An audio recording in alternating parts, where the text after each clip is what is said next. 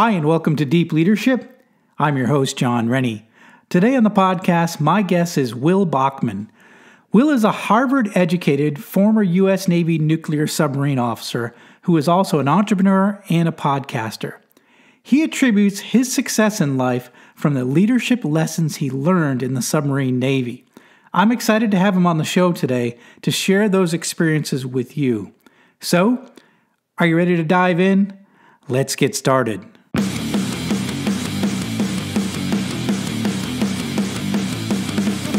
Welcome to Deep Leadership.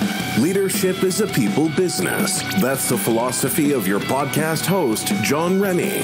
As a former Cold War submarine officer who spent 20 plus years leading businesses in corporate America before starting his own manufacturing business, he knows that leadership matters. Are you ready for some real-world actionable advice from John as well as his expert guests? I'm ready. The show starts right now. Welcome to the Deep Leadership Podcast. Today I'm joined by Will Bachman. Will is an independent management consultant, but more importantly, he is the co-founder of Umbrex, an organization that connects top-tier independent management consultants around the world. He's also the host of a podcast called Unleashed, where he focuses on helping people thrive as independent professionals. My favorite part of his background, however, is that Will was also a U.S. Navy nuclear submarine officer. So I'm excited to talk to him today and see how he used his experience in the Navy to thrive as a management consultant. So, Will, welcome. John, I'm a big fan of your book. I have the watch and your podcast, so thanks a lot. It's great to be here. Yeah, it's great to have you here. And before we dive into your background and what you do, let's clear the air a little bit. So what is an independent management consultant? What kind of work do you do with clients? Sure. So let's break that apart. So the independent part just refers to someone who has probably had experience at a larger firm, such as a McKinsey, a Bain, a BCG, a Deloitte, et cetera, and has now left and set up their own practice. So someone who has probably set up their own LLC and is just running their own practice and doing it as an independent. And more folks are becoming independent professionals and doing that. What does a management consultant do? Basically, it's an advisor to executives, helping them either make decisions or implement those decisions. And some people think consultants and they equate that to going in and cost cutting or cutting out jobs, and that is probably one thing that consultants sometimes do. But it's really the whole range of anything that a company has to do. So, what's our strategy? What kind of products do we want to sell? What kind of people do we want to market to? Should we buy a new factory or should we, pay someone else to produce it for us? Should we, what channel should we sell through? What should the price be? How do we, do we, advertise or do we, so how do we sell? How do we market? How do we run our operations? Making those decisions, and then once they're made, implementing them. All those kinds of things are something that a management consultant would help with. Okay, excellent. And tell us about Umbrex. Why was there a need for an organization like this to bring together independent consultants? Well, Umbrex, the name comes from Umbrella of Excellence. And the idea was I left McKinsey in 2008 to start my own independent consulting practice, John. And what I felt quickly was the desire to have a set of colleagues that I could turn to for advice, to potentially collaborate with, and to ask for help. Perhaps sometimes I might want to bring someone onto my project and get some help, or if I had some spare capacity, maybe someone could bring me onto their project. And when I was at McKinsey, you could just, the culture was such that you could just call someone else in the firm, even someone across the world, the partner in Australia, to ask about the auto industry, and they would take time out of their day to help you out. And I wanted to try to have that same culture in the world of independent professionals, a community of people that would help each other out, realize that we're not competing with one another, but think of it as a big village where we can help each other out. And I didn't see that existing in the world, so I set out to create it. And that's grown over time. So we now have over 800 members around the world. We create opportunities for our members to connect with one another, to share lessons learned via a private online forum, to collaborate on projects, to help new members get started as independent professionals, share tips on how do you price, how do you raise your visibility, how do you get projects, how do you deliver on a certain type of engagement. And so that's what I've been doing over the past 10 years of growing and nurturing that community in parallel with just running my own consulting projects. Okay, interesting. I think that's one of the big things we see as the opportunities to bring groups of people together. I think now with all the resources we have with the internet and what have you, I think bringing people together, bring groups of people together that have common interests, common ways they can work together. I think that's a real need, and it seems like you met that need with Umbrex. So that's really good. Well, thanks, John. We're certainly trying to, and I'd encourage listeners that we're in, I'd say, the community economy where people want connection, and there's a lot of value that you can create by building a group of people that can help one another out. And creating that tribe, it doesn't mean that it's one to many, that you're sort of at the top giving your wisdom down to that, but it's creating a forum where like-minded people can connect with one another and provide value to one another. Oh, that's great. That's really good. So congratulations on that, and 10 years doing it. So it's been maturing, I'm sure, over time. Thanks. So let's go back in time a little bit. So tell us about your military experience. How did you end up in the Navy? How did you end up on submarines? What was when did you have that spark that's something you wanted to do in your life? Well, my dad had been in the Army just for a couple years, from 62 to 64. And he was a lucky man because he probably would have just stayed in the Army. He was an artillery officer. He would have stayed in, but he had gone ROTC and was still reserve officer. And because he had some kind of rash when he was a kid, they kicked, they didn't let him convert over to regular Army. So he had to go and he ended up, obviously leaving the Army then and getting a PhD in nuclear engineering. But he had those couple years, and both his brothers had been in the Army. So the idea of being in the military was kind of back in my mind. And then the real thing was when I was a freshman in high school, I saw a senior getting an ROTC scholarship. And I said, the light went off and says, that would be a pretty cool way to pay for college. I didn't have any specific career plans after that. And it seemed like a cool way to pay for college, number one, and to do something, to actually get some great training and some great leadership experience after college. I didn't go into it planning that I was going to do a career in the Navy, but it just seemed like a great experience. And then choosing between the Navy and the Army, well, I wanted to go to Harvard, and number one, the Navy just had a better ROTC kind of tuition thing for Harvard because it was a cross-enrolled school. So if you did the Army, they paid for 80% of tuition for 3 years. The Navy was 100% for 4 years. So it was that was a sort of a no-brainer. And also I liked the idea of my dad had been in the Army and told stories about eating mashed potatoes in the rain. And I like the idea of being on a nice warm boat, with food. And I figured in the Navy, in a submarine, if you die, you're going to die quick. You get flooding, the ship is going down, but so you're not going to suffer too much. I just figured it's like, you're less likely to get shot at. So, and then when I was in college, in ROTC, I went into the Navy not having really any idea about what branch I wanted to serve in. And then when I was in ROTC, really the first week of orientation, when they talked about the different branches of the service, the nuclear Navy appealed to me. It seemed kind of the most technically challenging. And I just liked the idea of, learning about nuclear power, getting all that technical training. So that seemed like the obvious choice for me from day one. Okay. It wasn't the Hunt for Red October when it came out that you were like, wait, I want to be Jonesy? No, that didn't. No, more like Das Boot. Oh, yeah, which is not the most... more realistic, the most realistic submarine movie. Absolutely. We were never depth charged, but I could sympathize with that scene where they goes, fresh plums. Yes. Yeah. We were used to not running out of food and running out of fresh food and fruit and vegetables and drinking powdered milk, right? That's right. Yeah. So how, your experience in the Navy, you're on a fast tack boat.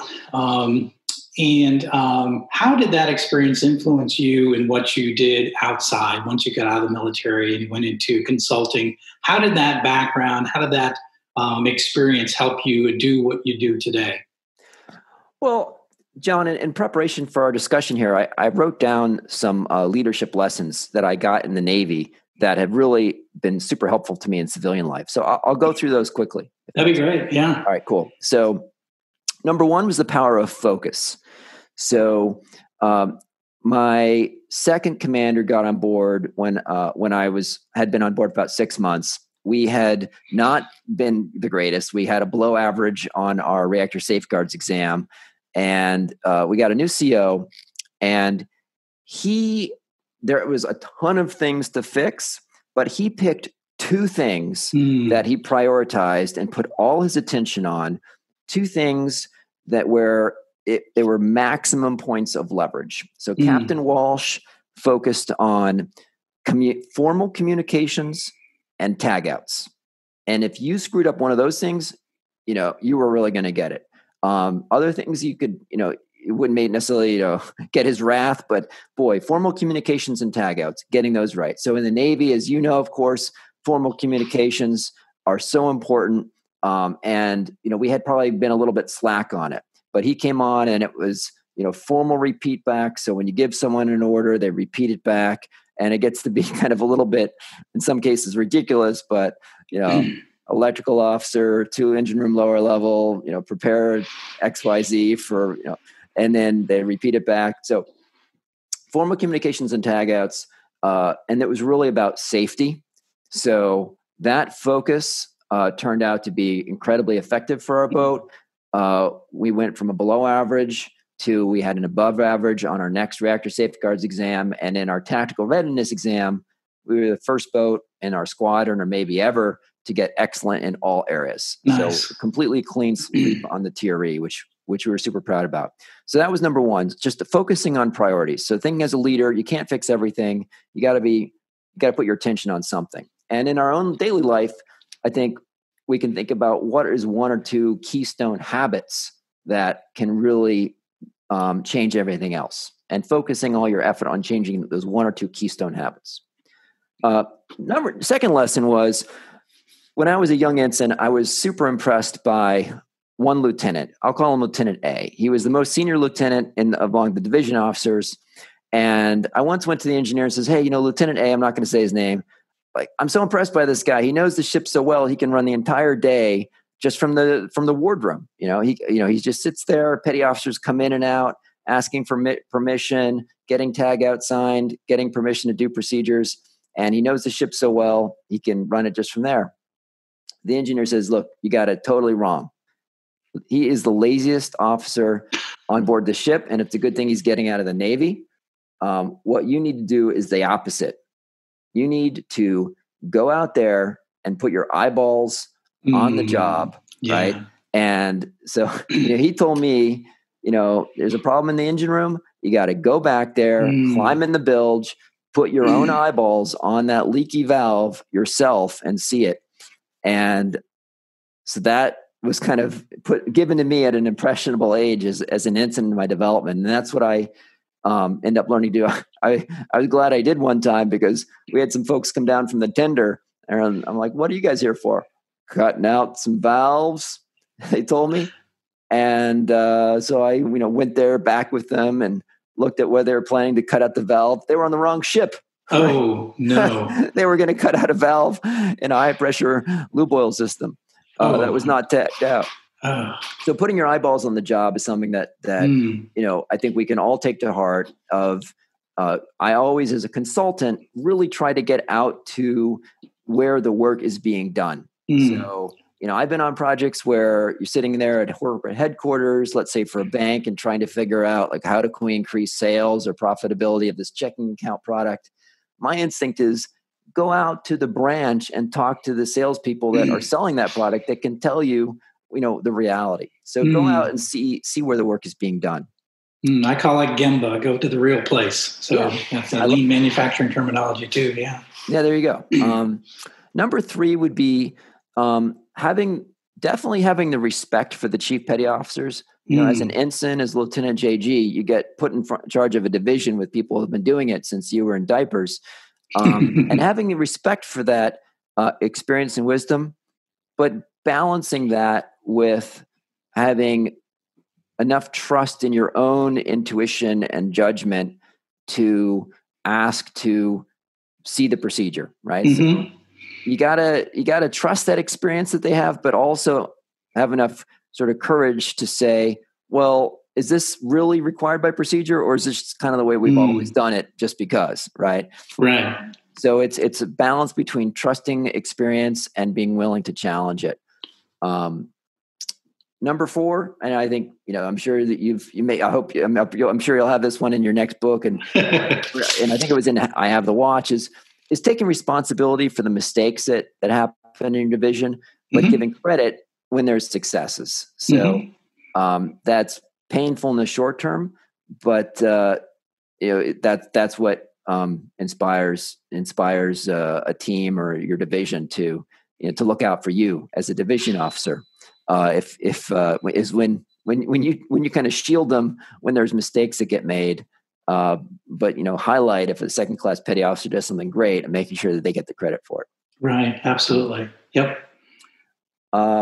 Next one is completed staff work. So I had heard this phrase, and I did a podcast episode on just this concept myself. And when I looked it up, I found out that it originated in a brigadier general named George Rame, who was the executive officer for the G3 operation for MacArthur's headquarters in the Southwest Pacific. And you can Google it. He wrote this great short memo. And this is something that I still see even a lot of executives don't get. But completed staff work, I'm just going to read a 1-sentence quote. Completed staff work is the study of a problem and presentation of a solution by a staff member in such form that all that remains to be done on the part of the commander is to indicate approval or disapproval of the completed action. So, as a consultant, and what I try to do is bring to my clients something that they can either just say yes to or no to, right? Where it's all the research has been done, the options have been laid out, not to say, okay, what do you think? We found this interesting data, but what's the implications of it? What are the potential courses of action? What are the pros and cons of each? Here's the recommendation for A, but you could choose B or C, and which circle the choice you want, right? Making it easy for executives to decide and doing that completed staff work. And that's something I often not see done in corporate America. Well, I think that's really interesting. I haven't heard that one put that way, but I think even as it works with sales, if you're working with a customer and you have different options, as like my business, I'm a manufacturing company. We produce products that we sell to customers, but providing those full range of options to solve the problem, but in a way that's a package that all I have to say is yes or no, or I like this option versus this other option. So you've done all the work. You've answered their questions, and it makes it for an easier decision on yes. It's not a yes or no. It's a yes, I want this option type of thing. So you've done all the work ahead of time. Yeah, exactly. Or you've started a company, John, and if you have an issue with a supplier or something, you don't want your one of your leaders to come to you and say, "Hey, John, we have this problem. What should we do?" You want them to come and say, "Hey, this supplier is not going to deliver on time. We've researched this options. We could either delay this order, or we could go to this other supplier. It's going to cost a little bit more, but we can get it on time, or we can pay for express shipping or something." Like boom, boom, boom. What do you want to do, John? And here's the options. Here's the cost, benefit, everything. So they've done the work for you. So it's managing up, I think, a little bit too. Managing your boss in a way that's effective, and helps. If you're looked at a lot better if you can manage your boss in that way, where you come up with solutions, not problems. That's right. We'll be right back after a quick word from our sponsors. Deep Leadership is brought to you by Strikeforce Energy. Strikeforce Energy is a veteran-owned company founded by a Navy SEAL, and their products are all made in the USA. Strikeforce Energy is a liquid flavor pack that you can add into any beverage. It has 0 calories, 0 carbs, and 0 sugar. Each pack contains 80 milligrams of caffeine. Strikeforce Energy is offering a discount to all the listeners of Deep Leadership. Go to strikeforceenergy.com and enter the discount code I have the watch, one word, for a 20% discount on every order. Deep Leadership is also brought to you by my Amazon best-selling book, I Have the Watch, Becoming a Leader Worth Following. This book is filled with 23 short stories on how you can become a more effective leader. It's super easy to read and most people finish it in less than 2 hours. Go to ihavethewatch.com and click the large orange button for signed copies. Enter the discount code I Have the Watch, one word, at checkout for 20% off your order, and domestic shipping is always free.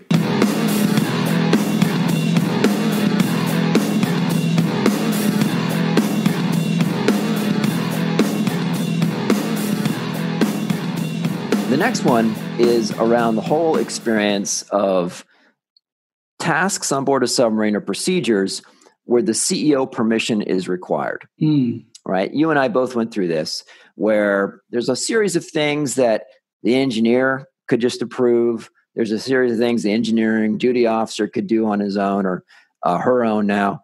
But there were some things where the CEO permission was required.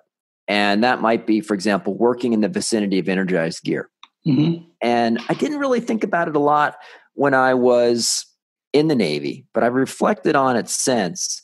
And what I've realized, it was really kind of Rickover's way or the Navy's way of enforcing mentorship at kind of moments of truth. Mm. And so, when I was an engineering duty officer, newly qualified, the first time I, had to get permission to work in energized gear, I thought I knew what I was doing, and I kind of looked at the site and so forth. And then I went up forward to the commanding officer's stateroom and knocked on Captain Walsh's door and said, Captain, request permission to work in energized gear. And then he starts asking me these questions. Right? Not going to tell me what to do, but he says, okay, well, who's the safety observer? Sir, I don't know, but I'll get back to you on that. Okay. And have you visually inspected the area yourself and gone through the checklist? No, sir, but I'll do that. And okay, well, are we doing, any other work in the vicinity that's going to interfere with that? No, sir, I'm not sure. So then I'd go back to the engine room and check all those things and go back up for it. Okay, so-and-so, Chief Todd's going to be the safety observer. And then he'd ask me a few more questions. Right. And so it was not so much that, his permission was something special, but he knew the questions to ask. And the way Captain Walsh did it was that mentoring process of Socratic of asking me the questions, and hopefully by the kind of end of my time on board the ship, I knew enough to ask those questions myself. Right. So and that's kind of an interesting thing that I think you can carry into corporate world of, making certain things require permission, but it's not to satisfy the questions of someone senior. It's a way to make sure that you're passing on the questions that the more junior person should be asking. Yeah, I like that. You talked about enforcing mentorship at a moments of truth, and I like that. So sort of you're not doing it because you want to be top down directive, where everything comes from, no one's allowed to do anything without my permission. Right. No, it's establishing those important areas where you want to have that, mentorship at a point, at a moment of truth, an important moment. It's a great point that, especially when you're training young people coming up, young managers coming up, young submarine officers coming up. This is your chance to impart that wisdom that of the years, like a commanding officer has. So yeah. Interesting. I like that. The next lesson I'll talk about is, so I was the communications officer for 2.5 years on my junior officer tour, which is a pretty long time for someone to stay in the same division. Normally they'd rotate through it. I had already done 9 months as the reactor controls assistant and 6 months as the Chem Radcon assistant. I rotated into the communications officer role. And then I really got along great with my department head, Rich Carell, who's now an admiral somewhere. And then it got to the point where I had given my letter that I was going to get out of the Navy. So they didn't feel forced to kind of rotate me through and get me other experience, which was fine with me. I loved the job. And the thing that I really learned in that is a couple things. One is, so it was my responsibility to route messages around and get them approved. And in those days, I don't know what it is now, but you have to have the sender sign off on the message, and then I had to sign off on it, and then the navigator signed off on it, the XO signed off on it, the captain signed off on it. And going through that process, I don't want to go into the operational details here on the show, but submarines don't like to transmit messages, and when they do, it's probably going to be a day, total. If the shore command is going to reply back your message, and you're going to give them another answer. So you want to make sure that your messages can be really clearly understood. And what that experience, I think it was been helpful for my business writing and just for email, because, you'd always try to avoid any potential back and forth. So in messages, you want to make it super clear on exactly what you're asking for. And if there's going to be an option, making clear, like you'd say, okay, if A is true, then please do X. If A is not true, then do Y. Or to make it clear of this is exactly what we're going to do. Please advise if different, no later than X date. Or just always making it, extremely clear on what actions you're planning to take or what actions you expect someone else to take in your messages. So that's been helpful for my business writing. I like that. And kind of the other piece of that I learned was my commanding officer had this idea in his head that there was always going to be some mistake in every single piece of paper that was brought to him. And he was determined to find that mistake. So that kind of got pushed down to me because it was always embarrassing. And it was just a hassle if there was a mistake found, because if he found a mistake, then I'd have to go get that corrected and bring it back up through the chain back to him. So to avoid that, it kind of taught me to proofread carefully, to look for errors. And I mean, it was a major victory anytime I could get something signed by him without him finding an error, because it was so much something he was looking for.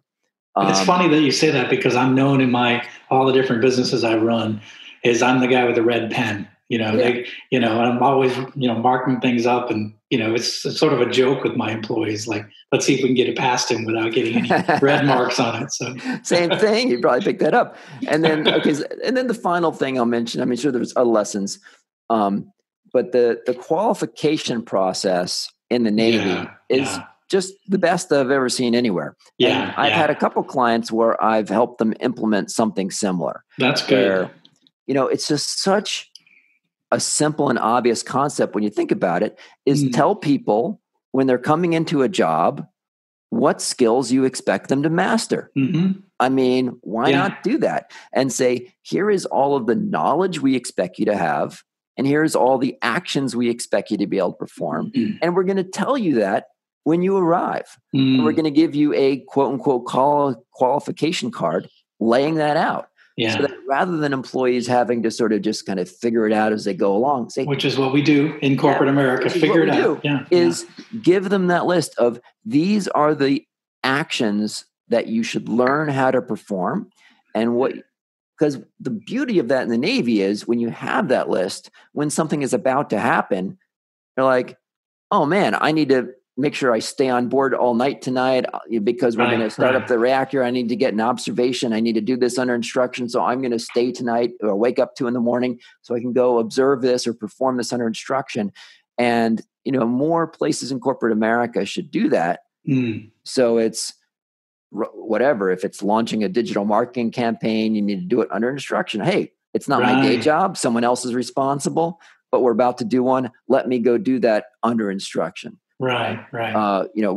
Running a trade show, setup. Oh, well, I've never done that before. I'm in operations, but let me see if I can volunteer to go to the trade show this weekend and help set up the booth and run it. Right.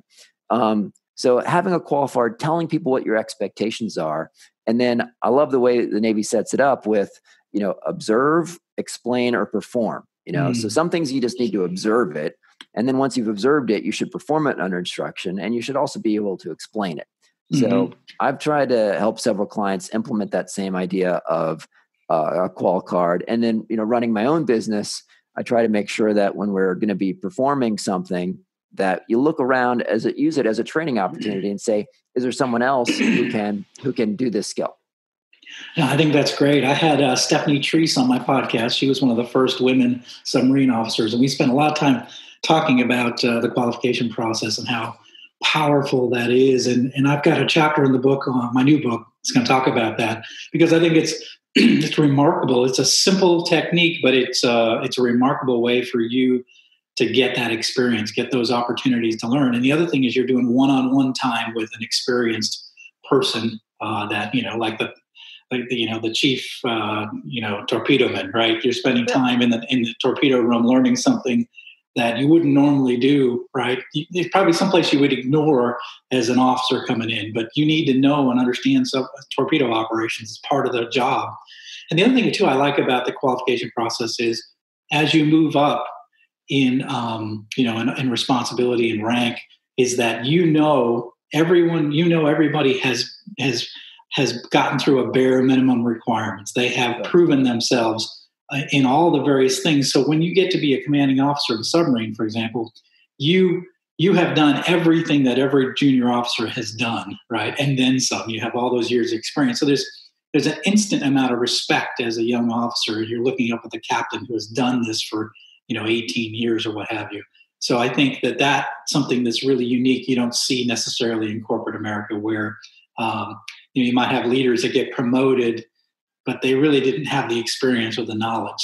So you build this foundation all the time as you move up in rank and responsibility in the Navy. I really like that.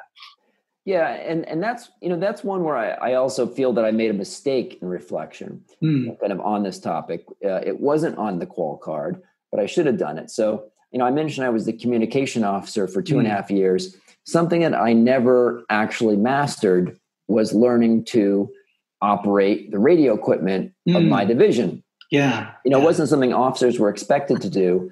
And it always seemed like, well, I'm 6 months into this role. Is it worth the investment now? But if I had known I was going to be doing the job for 2.5 years, I would have said, okay, let me learn to master it. Back in the engine room, you did learn how to do basically all the stuff. You stood watch as electrical operator or as reactor operator. But I never actually mastered how to just, turn all the knobs and switches on the radio myself. And that really was made it more challenging for me to do my job, because I just didn't understand technically what was going on. So if there was a problem in the radio room, I couldn't really help contribute to the problem solving. And so kind of going forward in my life, what I've taken from that is take the time to, understand how to do the job that the people working for you are doing. Even if you're not the greatest at it, try to make sure you understand technically what they're doing. So, if you're running a factory, actually, spend a watch on the line, right? And each of the different functions, spend a shift and sort of see what it's like, so you can master all the different parts of it yourself, at least at a basic level, so you know what's going on. Yeah, no, I agree with that.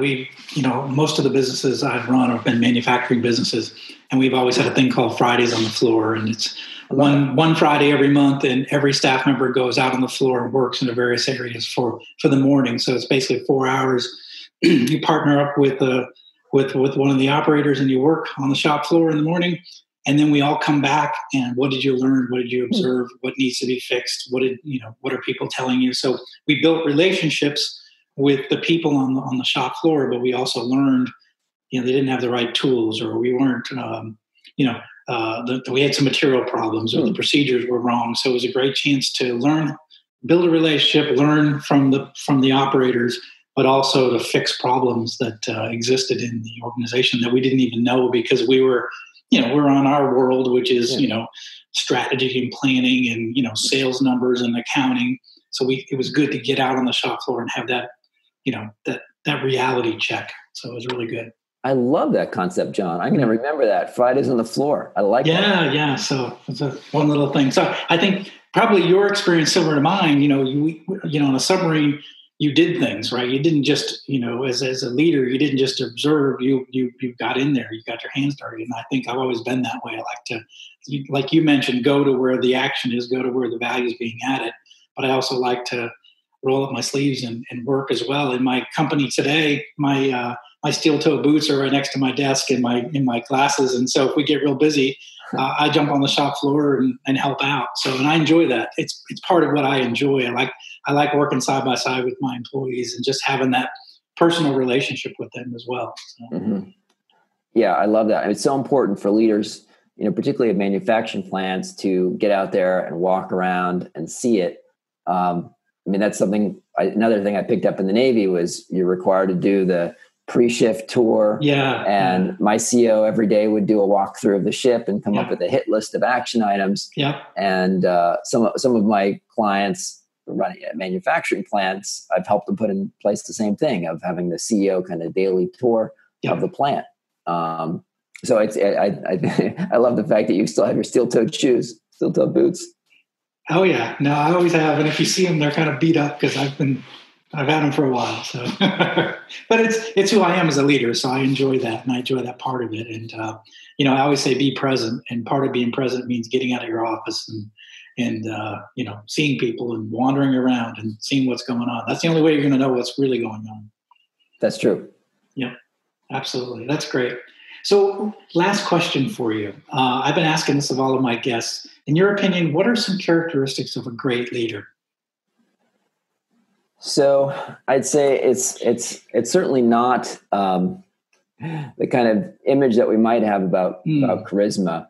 I think it's about probably the number one most important thing in my mind is putting the people that you're leading, putting their interests ahead of yours, which is that's probably number one. It's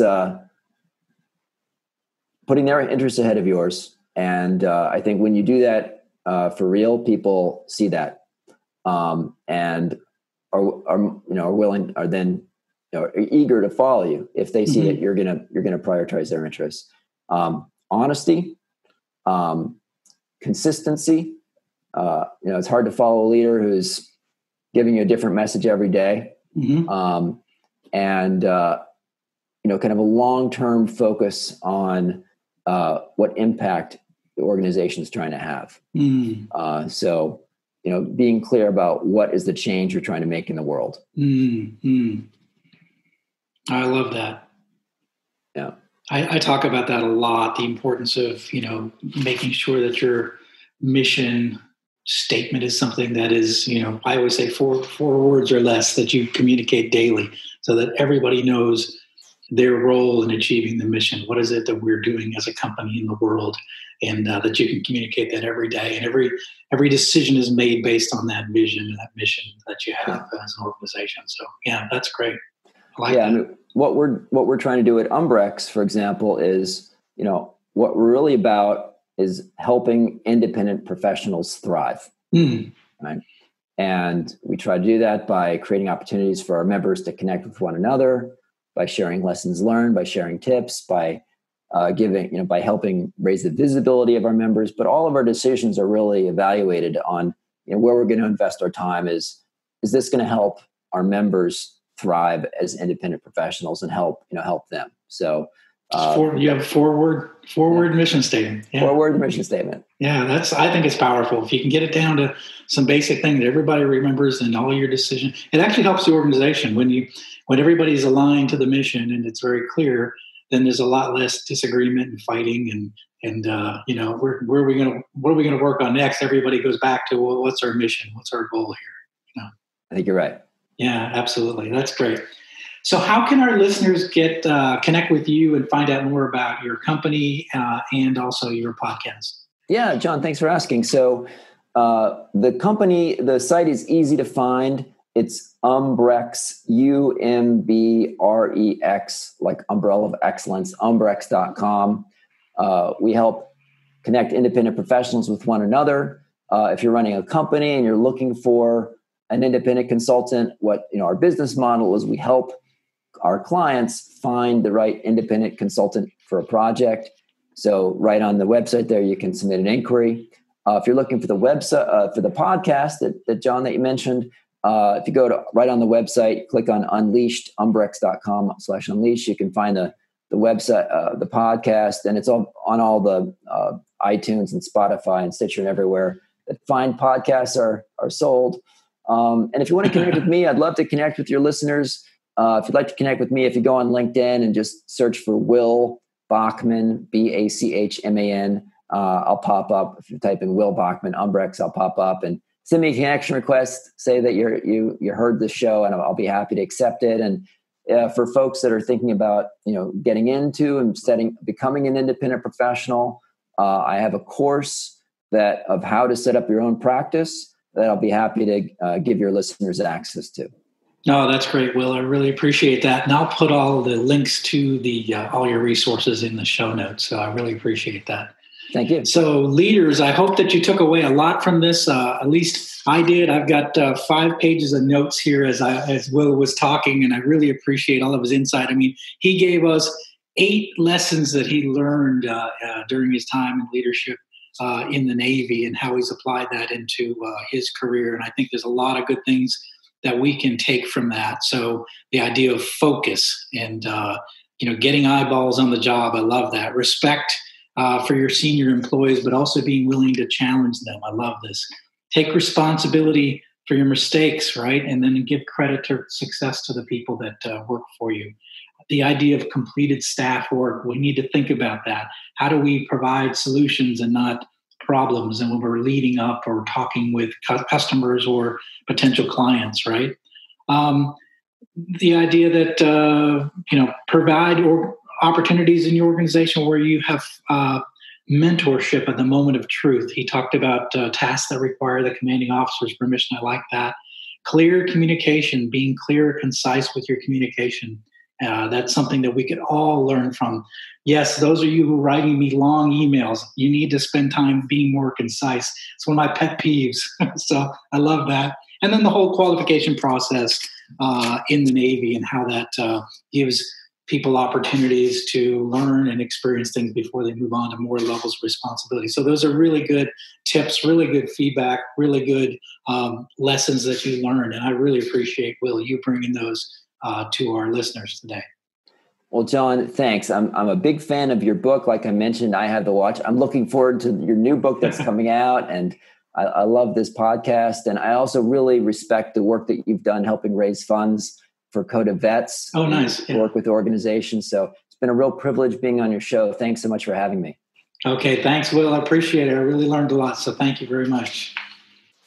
So that's it for today. Thank you for listening to Deep Leadership. If you like this podcast, please subscribe and share so we can continue to build a world with better bosses. Until next time, this is John Rennie saying take care and lead well.